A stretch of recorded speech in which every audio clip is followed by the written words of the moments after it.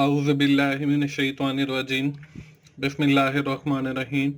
अस्सलाम वालेकुम दोस्तों, मैं हूं मोहसिन रज़ा और आप लोग देख रहे हैं virtual student support services YouTube channel.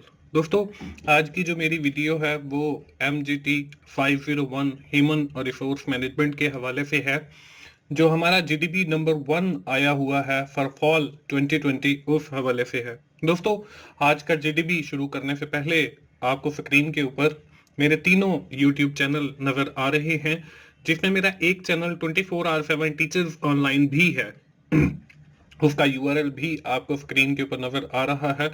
दोस्तों, उस चैनल को बनाने का मकसद ये था कि मैं आप लोगों को आपके जो मुश्किल सब्जेक्ट हैं उसमें भी आपकी रहनुमाई कर सकूं।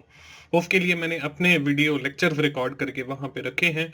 मेरी तमाम दोस्तों से गुजारिश है कि आप 24/7 टीचर्स लाइन को जरूर विजिट करें और वहां पे आपके ह्यूमन रिसोर्स मैनेजमेंट के भी लेक्चर अवेलेबल हैं। कुछ लेक्चर अभी अवेलेबल हैं, कुछ इंशाल्लाह मैं और भी रिकॉर्ड करूंगा, वो भी अवेलेबल हो जाएंगे।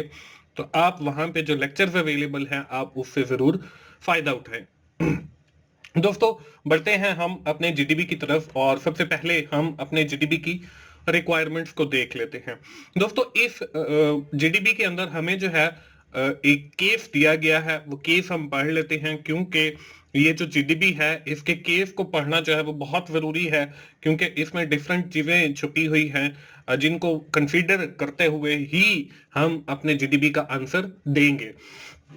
दोस्तों, इसमें हमें दिया हुआ है in the pharmaceutical sector the following 3 organisation are operating, के फार्मास्यूटिकल के अंदर जो है 3 ऑर्गेनाइजेशन ऑपरेट कर रही हैं। Organisation A had just started its setup in 2019 and around 22 employees are working in its various capacities।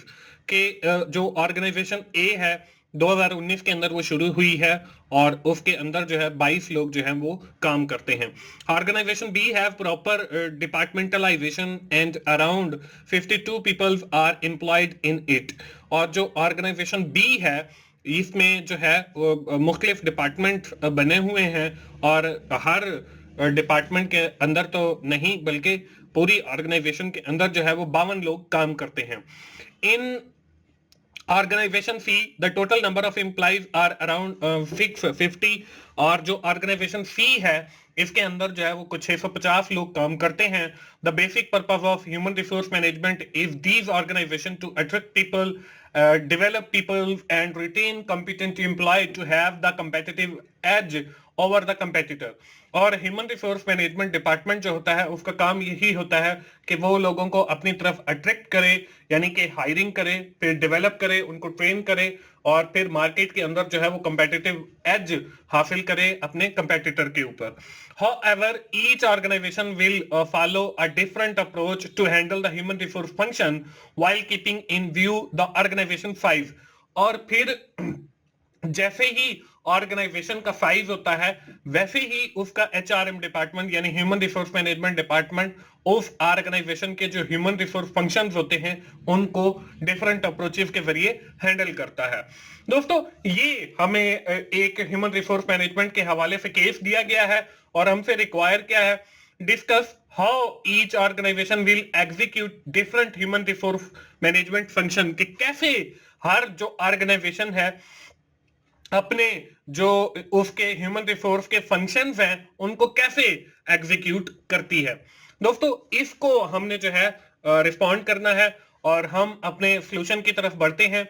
Solution पे जाने से पहले दोस्तों कुछ चीजें हैं जो मैं आप लोगों से शेयर करना जरूरी समझता हूं ताकि आप लोगों को पता चल सके। First of all, we have seen the different organization and different HR functions which are prevail in the different organization। हम उन HR functions को देखेंगे कि कौन कौन से होते हैं जो डिफरेंट ऑर्गेनाइजेशन के अंदर चल रहे होते हैं।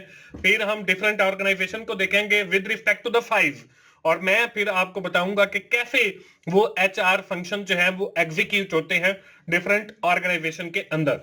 दोस्तों, स्क्रीन के ऊपर जो है पहला जो HR फंक्शन है वो आपको नजर आ रहा है, that is known as staffing.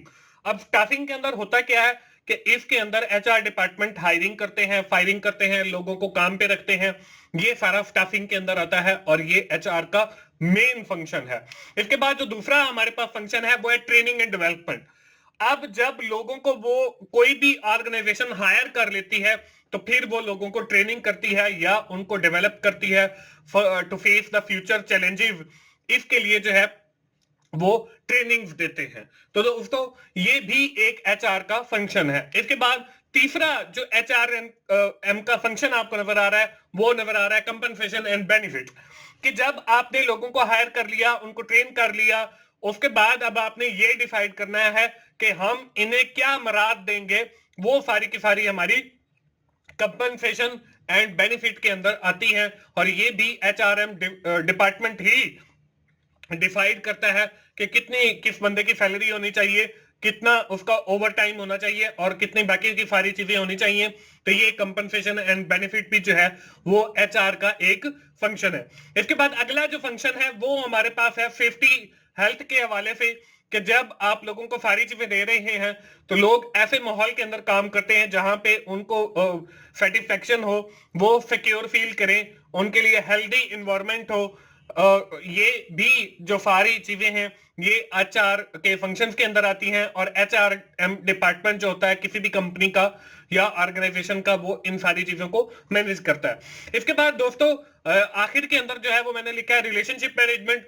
कि एचआरएम का एक और फंक्शन ये भी होता है कि जो है वो एक अच्छा रिलेशनशिप जो है वो कायम करे between the management and the employees of the organisation. तो ये मुख्तलिफ फंक्शंस हैं। इसके अलावा और भी एचआर के फंक्शन हो सकते हैं, लेकिन जो मोस्ट इंपॉर्टेंट फंक्शन है वो मैंने आप लोगों के साथ शेयर किए।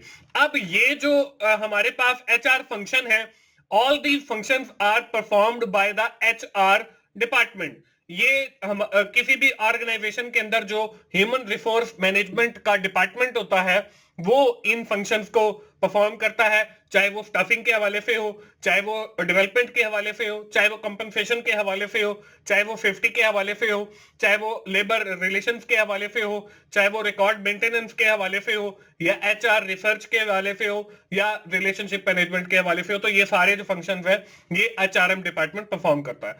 दोस्तों जब आपको फंक्शंस पता चल गए तो अब हम ये देखेंगे कि ये जो फंक्शंस हैं जिसमें हमारे पास स्टाफिंग है, ट्रेनिंग है, डेवलपमेंट है, हमारे पास बेनिफिट्स हैं, हमारे पास रिलेशन है, ये हमारी जो केस है जिसके अंदर 3 ऑर्गेनाइजेशन का बताया गया है, ऑर्गेनाइजेशन ए, ऑर्गेनाइजेशन बी और ऑर्गेनाइजेशन सी।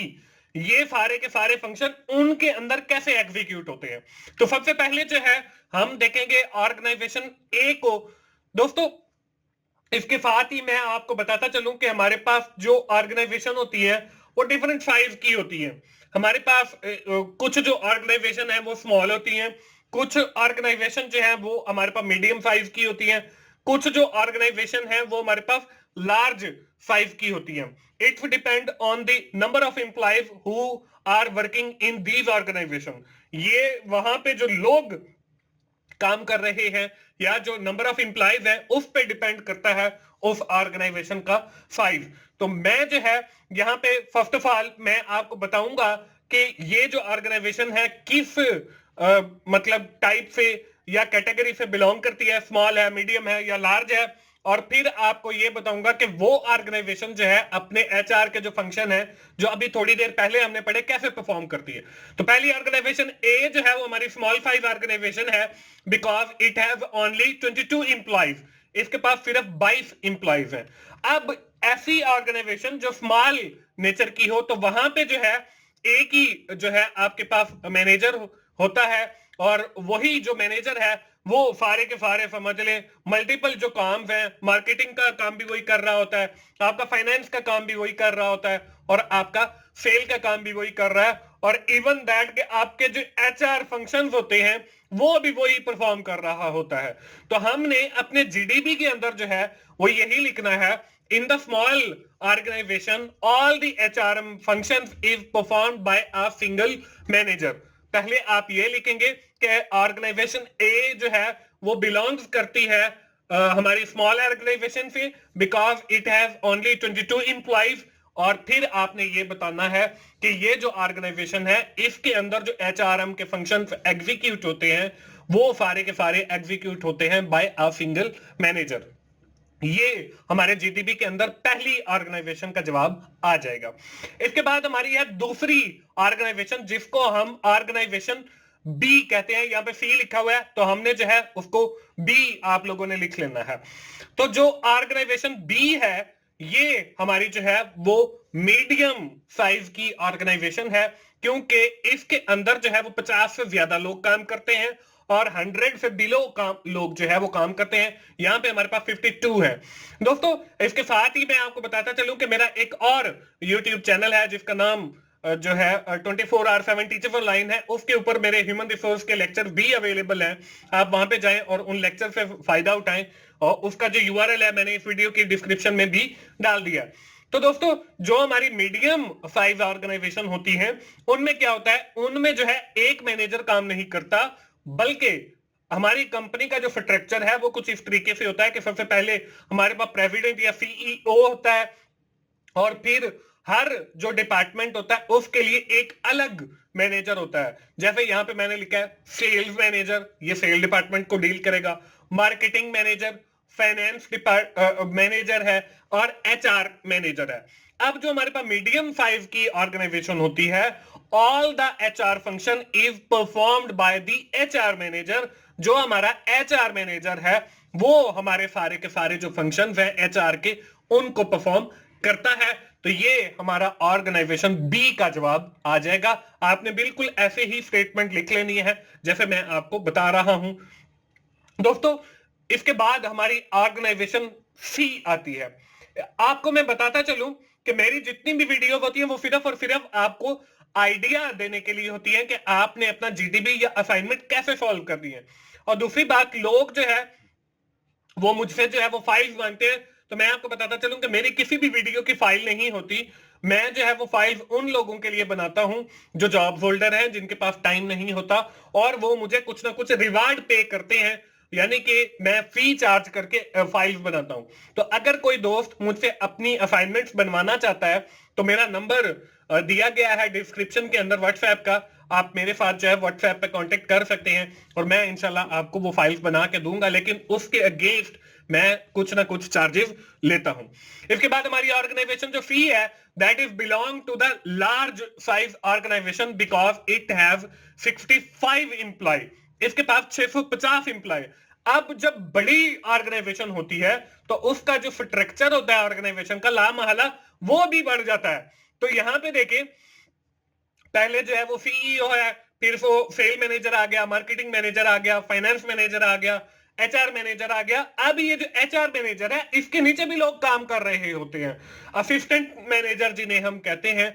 अब उनमें से एक असिस्टेंट मैनेजर जो है वो स्टाफिंग का काम कर रहा है, एक असिस्टेंट मैनेजर जो है वो कंपनसेशन एंड बेनिफिट्स को देख रहा है, एक असिस्टेंट मैनेजर जो है वो लोगों की ट्रेनिंग कर रहा है, एक असिस्टेंट मैनेजर जो है वो लोगों की डेवलपमेंट कर रहा है। तो इस तरीके से हमारे जो हमने पहली स्लाइड के ऊपर एचआर फंक्शंस पढ़े थे, हर जो फंक्शन है उसको परफॉर्म करने के लिए एक पर्टिकुलर बंदा होता है लार्ज ऑर्गेनाइजेशन के अंदर। तो दोस्तों यहां पे मैंने लिख भी दिया है कि यहां पे लिखा हुआ है इन मीडियम ऑर्गेनाइजेशन, आपने यहां पे कर लेना है in the large organization all the HR function is performed by the separate person who assist the HR manager। ये आई थिंक वो पिछली स्लाइड मैंने कॉपी किया तो इसलिए वही लिखा आ गया है। तो आप लोगों ने जो है वो इसका वही लिख लेना है कि हर HR फंक्शंस को परफॉर्म करने के लिए एक सेपरेट बंदा होता है। तो दोस्तों इस तरीके से हमारी ये जो ऑर्गेनाइजेशन सी है वो भी कंप्लीट हो जाती है। तो दोस्तों ये था हमारा जीडीपी का आइडिया जो मैंने आप लोगों के साथ शेयर किया। मुझे उम्मीद है आप लोगों को जो है आइडिया की समझ आ गई होगी और अब आप अपना बेहतर अंदाज के साथ जो है जीडीपी बना सकते हैं। दोस्तों आखिर में मैं फिर यही कहूंगा कि आप मेरे तीनों चैनल्स को जरूर विजिट करें। एक चैनल की टू सक्सेस जिस पे मैंने आपकी एग्जाम की तैयारी के हवाले से, आपके ग्रैंड क्विज की तैयारी के हवाले से मटेरियल अपलोड किया है। तीनों चैनल्स का जो यूआरएल है आपको वीडियो के डिस्क्रिप्शन में मिल जाएगा। आप ना सिर्फ वहां पे जो कंटेंट अवेलेबल है उससे फायदा उठाएं, बल्कि मेरे तीनों चैनल्स को सब्सक्राइब करते हुए मुझे सपोर्ट भी करें।